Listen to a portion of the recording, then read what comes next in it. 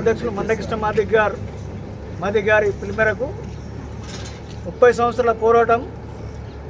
మందకృష్ణ మాదిగ గారు చాలా కష్టపడి పోరాటాన్ని ఒక తాటిని తీసుకొచ్చి మాదిగారిని టోటల్ అన్ని తెలంగాణ ఆంధ్రప్రదేశ్ మొత్తం ఒక తాటి మీద తీసుకొచ్చి విశాఖాన్ని బిల్లుని మన సుప్రీంకోర్టు బిల్లు పెట్టించే ప్రయత్నం చేసిండు. ఆ బిల్లు కూడా మొన్న మాకు పాస్ అయింది మోడీ గారి సమక్షంలో.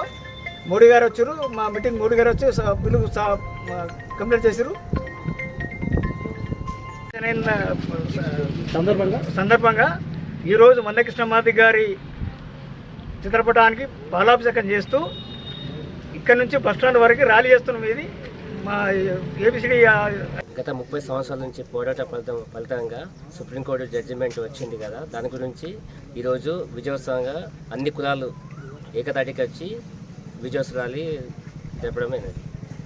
గౌరవ శ్రీ మందకృష్ణ మాదిగ గారు ఏదైతే 30 ఏళ్ల నుంచి పోరాటం చేస్తున్నారో దానికోసం ఎన్నో రోజుల ఆశయాన్ని ఈరోజు నరేంద్ర మోడీ గారు ఏబిసిడి వర్గీకరణ బిల్లును పాస్ చేయడం వల్ల ఆయన చిత్రపటానికి మరియు మందకృష్ణ మాదిగ చిత్రపటానికి పాలాభిషేకం చేయడం జరిగింది.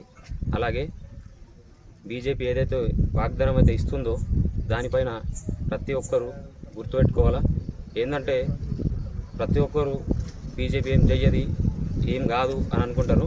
కాకపోతే ఇది ఒక్కటి కాకుండా మిగతా కూడా అందరూ దృష్టిలో పెట్టుకొని ఒకటి ఏంటంటే ఇప్పుడు ఏబిసిడి వర్గీకరణ ఎట్లయిందో ప్రతి ఒక్కటి కూడా అట్లనే అవుతుందని చెప్పి కోరుకుంటూ ఈ విజయోత్సవ ర్యాలీని బస్టాండ్ వరకు తీసుకెళ్తామని.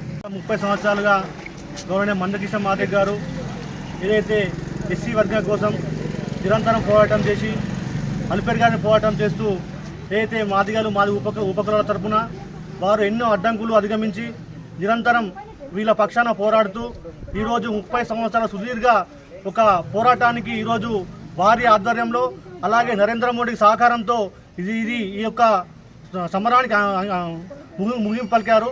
మోడీ గారు మందకృష్ణ గారికి ఎప్పటికీ రాముడికి ఒక లక్ష్మణుడు తోడుగా నేను ఉంటాను అనమాట, నువ్వు యుద్ధం చేయని చెప్పేసి వారు ప్రోత్సాహంతో ఈరోజు మందకృష్ణ మాదిగ గారు ఏదైతే వారు పోరాటం చేశారో ఎస్సీ వర్గం కోసం ఈరోజు వారు సాధించినందుకు మేమందరం కూడా నోపేట మండల కేంద్రంలో వారికి పాలాభిషేకం చేసి ఈరోజు ర్యాలీగా విజయోత్సవ సంబరాలు చేసుకుంటున్నాం.